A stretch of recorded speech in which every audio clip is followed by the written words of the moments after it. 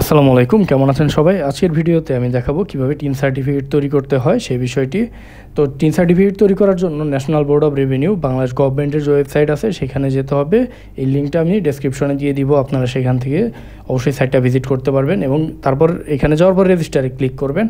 রেজিস্টারে ক্লিক করার পর এখানে আমাদের শুরুতে ইউজার আইডিটা দিতে হবে, যেটা দিয়ে ভবিষ্যতে আমরা এই ওয়েবসাইটটাতে লগ ইন করতে পারবো। এবং এটা দেওয়ার পরে আমাদের পাসওয়ার্ড দিতে হবে। পাসওয়ার্ডটা অবশ্যই 8 ক্যারেক্টার 6 ক্যারেক্টার হতে হবে। এটা 8 ক্যারেক্টারের পাসওয়ার্ড হতে হবে। দেন পাসওয়ার্ডটা আমরা আবার রিটাইপ করব। পাসওয়ার্ডটা রিটাইপ করার পরে এখানে একটা সিকিউরিটি কোশ্চেন আসবে, যেটা আমাদের সবসময় মনে থাকবে। এরকম একটা সিকিউরিটি কোশ্চেন আমরা দিব এবং সিকিউরিটি কোশ্চেনের অ্যান্সারটা এখানে দিব।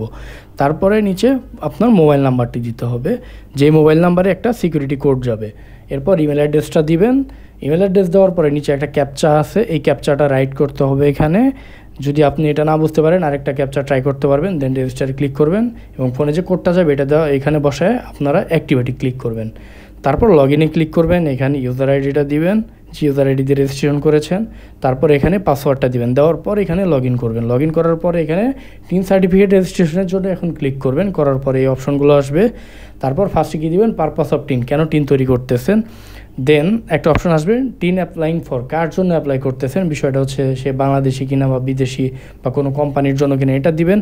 এটা সিলেক্ট করার পরে এখানে একটা অপশন আসবে যে কোন ইনকাম ক্যাটাগরিতে আপনি পড়েন, বিজনেস অথবা চাকরিজীবী কিনা, এটা সিলেক্ট করবেন। তারপরে হচ্ছে ডিস্ট্রিক্ট অফ ইনকাম সোর্স, কোন ডিস্ট্রিক্ট থেকে ইনকাম করতেছেন। তারপর দিতে হবে কোন সোর্স থেকে আপনার ইনকাম আসতেছে, সেইটা দেওয়ার পরে এখন নেক্সটে ক্লিক করবেন। নেক্সটে ক্লিক করার পর একটা অপশন আসবে যেখান থেকে আপনার ইনকাম করার যে জায়গাটা সেটা লোকেশনটা দিবেন। দেওয়ার পরে আপনাদের এখন বেসিক ইনফরমেশনের একটি স্টেপ আসবে। এখানে আপনার নাম, আপনার জেন্ডার, তারপরে এনআইডি কার্ডের নাম্বার, এগুলো দিতে হবে। অবশ্যই সব ইনফরমেশন যেন এনআইডি কার্ডের সাথে ম্যাচ করে, এটা খেয়াল রাখতে হবে। তারপরে আপনার এখানে দিতে হবে বার্থ ডেটটা, যেটা এনআইডি কার্ডে আছে, আপনার জন্ম তারিখটা দিবেন। এটা দেওয়ার পরে নিচে দিতে হবে আপনার পিতার নাম। পিতার নামটা দেওয়ার পরে এখানে আপনার মাতার নাম দিতে হবে। আপনার যদি স্বামী বা স্ত্রী থাকে সেই ক্ষেত্রে স্বামী বা স্ত্রীর নাম দিবেন। তারপরে ফোন নাম্বার তো আগে দেওয়া ছিল, এটার দেওয়ার দরকার নাই। ইমেল অ্যাড্রেস, এই দুইটা আগে থেকে আমাদের এখানে দেওয়া আছে।